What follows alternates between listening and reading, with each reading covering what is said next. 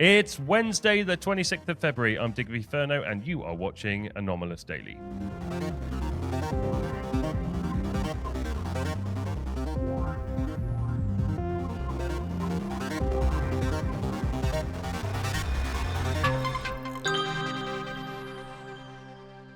Hey everybody, and welcome to today's episode. I hope you're doing well. It's a wonderful day. Well, it is here in Portugal. The sun is shining.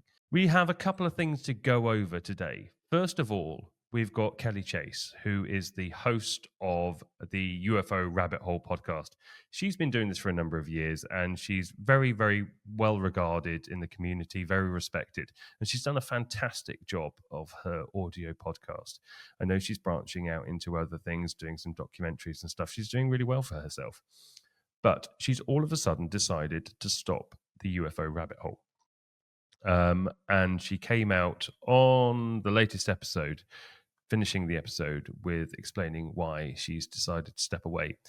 And the reason why she is deciding to step away might shock some of you. Anyway, enough from me. Let's hear it straight from the horse's mouth, and we'll talk about it afterwards. All good things must come to an end. And this podcast and the international community that has sprung up around it has been a very good thing. It's been one of the best things in my life. Which is why it's hard to actually say the words that this episode will be the last episode of the UFO Rabbit Hole. I made the case on this podcast more than once that what we were witnessing was an unprecedented movement led by brave patriots within the military intelligence apparatus that were putting everything on the line, even their lives, to bring UFO disclosure to the public. I don't believe that anymore. Most, if not all, of what we've seen on the disclosure front since 2017 has been theater, designed and acted out with those core objectives in mind. I'm going to commit the highest form of heresy that one can commit in this field. I'm going to say the thing that everyone knows is objectively true, but that no one is allowed to say, which is this. The disclosures that we've gotten from whistleblowers so far have come from known and in most cases current members of the intelligence community. Most, if not all of them, still hold high-level security clearances and still work whether directly or as contractors for the DoD or for aerospace defense companies. In many cases, it's both. And the information shared with us by those whistleblowers is the information that has been approved by the DoD through DOPSR. The fact that it's so controversial to even acknowledge these basic truths is because the disclosure narrative is doing exactly the things that it's supposed to do. It's getting people invested in a story and in personalities that they want to believe in enough to not just overcome cognitive dissonance, but to deputize them to help further this narrative. If you want to see how absolute and insidious the narrative control is, just try this little experiment.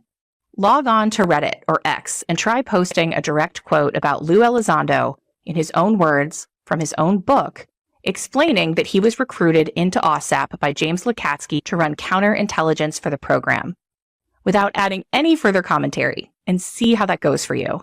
Left the Department of Defense, ironically enough, to finish the very mission they gave me in the first place. I didn't ask for it. I'm not a UFO guy, not a ufologist. I never have been, I never will be. I'm a counterterrorism and counterespionage guy. I just do counterintelligence, counterinsurgencies. That's what I do. And it just so happens that in 2008, I was asked to apply those same skill sets into the UFO community. It's a fact about Lou that we only know because he told us, and yet no one is allowed to say it, much less raise any kind of legitimate questions about what it might actually mean, because those are questions that no one really wants to know the answer to. I'm no longer willing to overlook the glaring evidence that the disclosure narrative, at least as it's been presented to the public, is largely a fabrication. When you look at what's happening objectively, I think that's hard to deny. And though I'll admit to experiencing a significant amount of disillusion and weathering a long series of dark nights of the soul over that realization, I ultimately don't think it's necessarily a bad thing. I could wax poetic for hours about the different ways to read this situation, how the tangled web of alliances, agendas, and competing interests could explain why things have unfolded the way that they have without requiring that everyone involved be a mustache-twisting villain. But at the end of the day, that's all speculation. The truth is, I don't actually know what's going on, and neither do you, and that's the point. Whatever the disclosure movement is, whatever teams the various experts and whistleblowers ultimately play for, this is not a game that we get to play. We don't even get to know the rules. We're just spectators watching a performance where we have no way of knowing who's actually pulling the strings. And frankly, I wouldn't even want to. I've seen enough at this point to know that there are aspects of this that are very dark, very disturbing, and absolutely dangerous for anyone who wanders too close. I don't believe that it's possible to get real answers from these people anyways, so why would I bother? To be honest, I'm just no longer interested. There you go, straight from the horse's mouth. That was Kelly Chase on the last episode of the UFO Rabbit Hole. I can understand where she's coming from on this. I did a post on X a few days ago, actually, before this episode came out, saying, have you realized this is all a movie yet? I guess it was a bit cryptic. What I was saying. Was I talking about the whole world, or was I talking about ufology? Well, there's aspects of both, but certainly that post certainly pertained to ufology specifically. It has become increasingly clear to me over the last few months that there are characters that are playing a part in ufology, that what we are seeing in front of us is pre-planned and orchestrated by people in dark rooms hiding in the shadows somewhere. So if this is the case, and we are just the audience of this movie that is Disclosure, where does that leave us? What is the truth? Who are the good people? Who are the bad people? Well, I just have to look at my good friend Jason Sands, and it sort of gives me a barometer of BS, if you like, because Jason, in a way, has been shunned by people in that community, the ones in the limelight, because Jason doesn't toe the line. So are those towing the line knowingly participants in the deception that we are calling Disclosure? Or are they unwitting participants? Do they know what they are part of? Does Lou Elizondo know that he's a counterintelligence agent, or is it just the information that he's been given? Now, I don't personally have a problem with Lou. I find him to be a very respectful man from the interactions I've seen. I don't know him personally. I do know people that do know him personally, and I trust their judgment. They're good people. But there are parts of ufology at the moment that does seem like it's being directed, that it is being orchestrated. And it is hard to know who to trust anymore. A few years back, everybody was in Stephen Greer's camp. Everybody believed him. Everybody thought that it was all love and light. And CE5 was an amazing experience where you could astral project yourself to another planet and call in alien beings to come and say hello, fix your hearing, your eyesight, stop for a cup of tea, and they'll be on their merry way. But my experience with CE5 was slightly different. I wouldn't say that my experience was wholly benevolent. There was evil aspects to the abduction experience that I have had. So who is correct here? Who is right? And what are these beings, these ships, these orbs coming to visit our planet? Are they ultra-terrestrial, extraterrestrial, extra-dimensional? The waters are so muddy now. It's hard to see where this phenomena is coming from and who's orchestrating it in the background. I have a lot of respect for Kelly speaking out the way that she has, with the way that she sees it. I'm not going to sit here and agree with everything that she said 100%, because I think there are good people out there. There are a lot of good people out there. But at the moment, I'm finding it very hard to decide who those people are. What do you think? Leave it in the comments. And while you're in the comments, please make sure you hit that like button, subscribe to the channel, and leaving comments always really, really helps. And on to today's next talking point.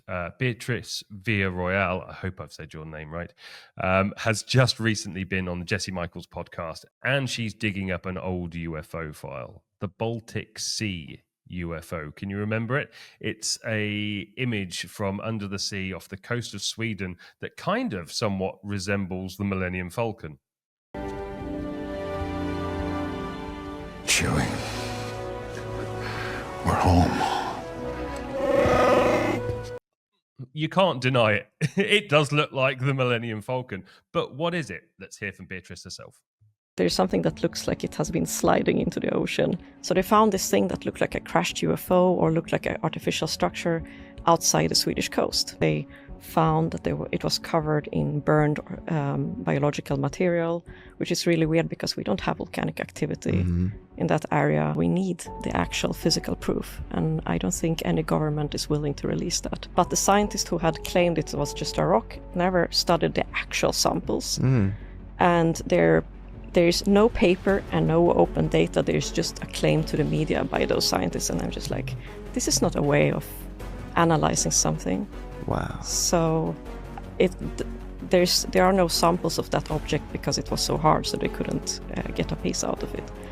So I still think it's something that should be analyzed because it might be possibly the best candidate and non-human artifact that you can find. Wow. And I really believe that we need to seriously study this kind of objects. Yeah, absolutely. I've loved this image since I first saw it. Anybody that tries to tell you that this is a natural geological formation has got to be kidding, right? I mean, there's too many straight lines. You can tell that it was once something, but was it a UFO? Who knows? But you know what Beatriz is saying there is they tried to take samples, and it was so hard they couldn't even take samples from it. That's crazy. But it doesn't stop there. Beatriz has just posted on X last night, and I will read from this post. Tonight, a very important interview will air on News Nation with Dennis Asberg and Ross Coulthard about the Baltic Sea Anomaly. I believe everyone should listen to this interview carefully. The case remains as mysterious and intriguing as it was when I first discovered it in 2011. I also want to point out that Wikipedia and certain news articles on the Baltic Sea Anomaly should be approached with much caution, as it was previously misrepresented and wrongly debunked by the media and scientists. So that episode is going out on News Nation this evening of Wednesday, the 26th of February. I will cover it on tomorrow's show. So if you miss it, check back here tomorrow and we'll go over it. I love this sighting. I love this image. I really hope that it is something. We all hope everything's something, but this one I love, and maybe this is an ancient UFO underneath the Baltic Sea. Time will tell, hopefully. So what do you think about the Baltic Sea Anomaly? Do you think it's anything? Or is it just a bunch of rocks at the bottom of the sea? Or is it left over from an ancient civilization? I don't know. But it intrigues me. It does look extraterrestrial in origin. Again, it does somewhat resemble the Millennium Falcon, which I find hilarious. But maybe the movies are a form of soft disclosure in themselves. I'd love to hear what you think. Leave it in the comments below. And from me, until next time, have a wonderful day. Take care. Bye-bye.